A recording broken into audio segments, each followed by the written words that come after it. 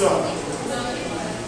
Fazer silêncio, sentar cada um no seu lugar, virar para frente, prestar atenção aqui.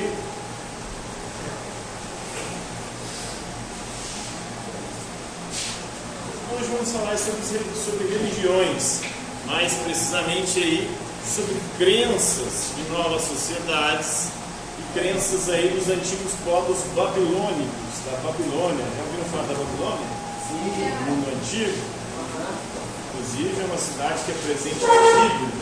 Os babilônios dominaram a região da Judéia e o povo hebreu durante um tempo. E a Babilônia também é descrita no livro do Apocalipse como uma grande inimiga do reino de Deus. Mas aqui nós vamos falar da babilônica histórica, e não da figura, da metáfora ou daquela presente como inimiga dos relatos bíblicos. Então, para os babilônios existia uma hierarquia entre os deuses e os humanos.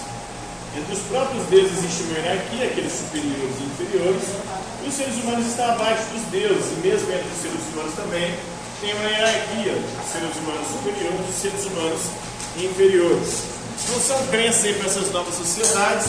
Os principais seguidores dessa religião são os antigos babilônicos. Quando e onde se desenvolve essa religiosidade? A partir de 2270 a.C., na Mesopotâmia, uma terra entre rios ali no Oriente Médio, atualmente fica o país Iraque. Vamos falar de Marduk, que matou Tiamat. A ordem para o universo é a criação da humanidade por parte dos deuses. Os babilônios aí sucedendo os sumérios, como povos aí. O rei Hammurabi, que é um dos reis mais famosos do mundo antigo, que foi responsável por fazer o primeiro compilado de leis escritas, acabaram influenciando várias outras leis, como os 10 mandamentos da Bíblia. Quais são os 10 mandamentos, vocês sabem?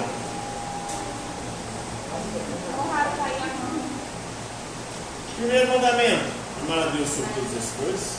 Segundo mandamento, não usar o nome de Deus em vão. Terceiro mandamento, guardar o sábado. Os cristãos vão depois do domingo, é o dia que Deus ressuscitou. Quarto mandamento, honrar pai e mãe. Quinto mandamento, não matar. Sexto mandamento, não roubar. Sétimo mandamento, não pecar contra a castidade. Não pecar contra a castidade. Então vamos lá, o que é a castidade? O povo fez a mesma pergunta para o Moisés. Fizeram essa pergunta para o Moisés quando ele apresentou os 10 mandamentos. E aí Moisés foi explicar o 7º mandamento para o povo de Deus. Então, não pecar contra a castidade significa não cometer adultério, não fazer sexo antes nem fora do casamento, não sapecar a bronha, não mandar DJ, não fazer a gravação, não liberar mais de copa, né? Então, isso é não pecar contra a castidade. Tudo isso é pecado. Quando Moisés explicou isso para o povo, o povo falou, pelo amor de Deus, Moisés, aí não. Esse 7 é muito difícil. Corta o 7, corta o 7, corta o 7. Desde então o 7 tem um cortado no meio, então o mandamento ele pouco mais desobedece. Entendeu por que o 7 é cortado no meio? Você está tudo pecando. Está tudo direto de perto. Principalmente se aplicar na bronha, né? Então, oitavo mandamento, não levantar falso testemunho. Nono mandamento, não desejar a mulher do próximo. Então, se o próximo estiver próximo, se estiver longe, não dá nada não. E está liberado também desejar o homem da próxima, né? Porque não fala nada, fala só da mulher do próximo. E por último, não desejar as coisas alheias é o 10º mandamento. São os 10 mandamentos aí. Esses mandamentos são inspirados no Código de Hammurabi.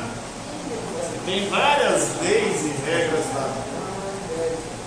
Tem os soldados babilônicos, que a gente vai falar deles, da religião da Babilônia, né? O sinal da realeza, o Enumelish. Então vamos lá conhecer um pouco mais dessa religiosidade aí, dos antigos babilônios. Então para eles existe uma hierarquia de Deus e homens, e são crenças para as novas sociedades, são crenças primitivas e clássicas. O contexto é esse, os principais seguidores são os antigos babilônios. Quando e onde, em 2270, a partir de 2270 a.C., na Mesopotâmia. Mesopotâmia significa terra entre rios, que fica ali onde hoje é o Iraque. Antes do 5º milênio a.C., os ubaidianos se fixam nos vales férteis entre os rios Tigre e Eufrates. Então é entre esses dois rios, o Tigre e o Eufrates, que são rios bíblicos, inclusive, a Mesopotâmia. Em 3300 a.C., o povo sumério suplantou os ubaidianos. Depois, em 1770 a.C., o rei babilônico Hammurabi introduz leis para governar a Babilônia, o famoso Código de Hammurabi. Em 1750 a.C., os babilônios tornam-se o principal povo da Mesopotâmia, adaptando a religião suméria para refletir o poder e a autoridade do seu chefe da Babilônia, que era Marduk. Em 691 a.C., a Babilônia é tomada pelos assírios.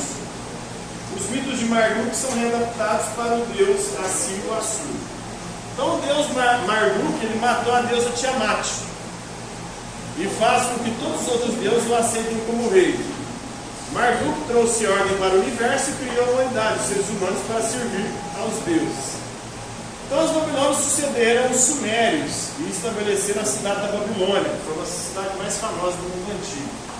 O rei Hammurabi reivindicou a autoridade divina para o seu governo, como se ele fosse um deus, e introduziu um código de leis. Tanto Marduk quanto Hammurabi reafirmam sua supremacia sobre os outros, estabelecendo uma hierarquia de deuses e homens. A Mesopotâmia, a área do atual Iraque, entre os rios Tigre e Eufrates, costuma ser chamada no Ocidente de o berço da civilização. O berço das civilizações humanas. Antes os povos viviam em tribos. A partir dali, da Babilônia, as civilizações mais complexas começam a se desenvolver. Foi lá que surgiram as primeiras cidades, primeiras grandes cidades da Idade do Bronze. À medida que essas comunidades cresceram, aumentou a necessidade de novas estruturas sociais, uma cultura comum e um credo único para unificar a população e reforçar o sistema político. A religião não só explicava os fenômenos naturais, mas também oferecia uma mitologia coerente. No 4º milênio a.C., o povo sumério habitava a região, concentrando-se em cerca de 12 cidades-estados. Cada uma regida por um rei, mas com poder político nas mãos do sumo sacerdote da religião de cada estado. Então os sumérios cultuavam um panteão de deuses, entre eles o Enki, deus da água e da fertilidade, e o Anu, deus do céu. Quando os babilônios começaram a se fixar na Mesopotâmia, no 3º milênio a.C., eles incorporaram um pouco sumério em sua cultura, incluindo alguns aspectos de sua mitologia, a seu império. Os líderes babilônicos valeram-se da mitologia suméria para reforçar a hierarquia estabelecida, o que ajudou a reafirmar seu poder em relação ao seu próprio povo e aos sumérios suplantados. Uma imagem de soldados babilônicos na portista que conduzia à cidade da Babilônia. Efígies de deuses alinhavam-se do portão à cidade ao longo do caminho processional da antiga Babilônia. A religião babilônica, fundamental para a religião babilônica, o poema épico Enu-Melish, registrado em 7 tábuas de argila, narra uma sequência de eventos adaptados da mitologia suméria, porém com dificuldades da Babilônia, em especial Marduk, filho do deus sumério Enki e herdeiro legítimo de Anu. A história apresenta o Marduk como líder de uma hierarquia de jovens deuses, cuja vitória sobre os deuses mais velhos, entre eles a deusa criadora, a Tiamat, lhe deu o poder de criar e organizar o universo que ele governava de sua casa na Babilônia. O Enu-Melish apresenta uma analogia clara à tomada da Suméria e à fundação da Babilônia, mas a supremacia de Marduk em relação aos outros deuses e sua organização do mundo também serve como uma metáfora para a soberania dos deuses babilônicos e sua autoridade na criação e imposição de leis. É um sinal da realeza. Para reforçar a ideia de domínio babilônico e unificar o império, o Enu-Melish era recitado e encenado no festival de Ano Novo, conhecido como Apitu, realizado no equinócio da primavera. Além de marcar a mudança de ano, o evento era uma recriação ritualística do cosmos, do universo, que permitia a Marduk definir o destino das estrelas e dos planetas para o ano seguinte. Tanto na mitologia quanto no ritual, o propósito do Apitu era legitimar a realeza, uma demonstração pública de que o rei babilônico recebia sua autoridade diretamente de Deus. Ao dramatizar o triunfo de Marduk sobre Tiamat, a centralidade da Babilônia também era reafirmada. Então, Enu-Elish, o ritual Kippur apresentava a história da criação do Enu-Elish, que começa antes da existência do tempo, quando somente o Apsu, que é o oceano de água doce, e Tiamat, o oceano de água salgada, existiam. Então, nas mitologias, sempre no começo das águas, né? A água, o princípio. Nós temos o Apsu, que é a água doce, o oceano de água doce, e Tiamat, o oceano de água salgada. Na Bíblia diz lá que Deus, antes de criar o mundo, o Espírito de Deus pairava sobre as águas. E aí, depois que Deus começa a criação, Ele vai fazendo outras coisas. Então, as águas já existiam antes de Deus começar a criar. Apsu e Tiamat dão à luz os primeiros deuses, entre eles Ansha e Kishu, os horizontes do céu e da terra, que tem Anu, o deus do céu, e Ea, Enkira, Suméria, deus da terra e da água. Os gritos dos jovens deuses perturbam a paz de Apsu e Tiamat. Apsu então tenta destruí-los, mas é morto por Hera. No local da batalha, o deus Ea ergue um templo que batiza de Apsu, em homenagem ao pai, e ali nasce seu filho Marduk. Para vingar a morte do marido, Tiamat declara guerra a Marduk e coloca o filho Kingu no comando de suas forças. Marduk aceita lutar contra o exército de Tiamat se todos os outros deuses o aceitarem como rei, com soberania sobre o universo. A Marduk matou Tiamat e Kingu e trouxe ordem para o universo. Do sangue de Kingu ele criou a humanidade. Tem a honra de batizá-la de Babilônia, lar dos grandes deuses, será o centro da religião, a religião babilônica, do Marduk e do Enu-Elish. Esse é um pouquinho da religiosidade dos antigos babilônios, né? Essas crenças novas aí, e como foi estabelecida a hierarquia entre os deuses, como é que os deuses babilônios, em especial Marduk, se tornou o deus dos deuses e superior aos outros deuses. E os seres humanos aí, os babilônios também passaram a ser superiores em relação aos outros povos. O Marduk matando Tiamat, Tiamat é a água salgada que criou o universo. Marduk depois ordenou o universo e criou os seres humanos a partir de um sangue de um outro deus. Então os babilônios aí sucederam os sumérios e tornaram-se superiores hierarquicamente a eles. O rei Hammurabi é um descendente desses deuses, dessa linhagem, que fez os códigos, as leis, as regras. Os soldados babilônicos lutaram aí, conquistaram vários outros povos naquela época.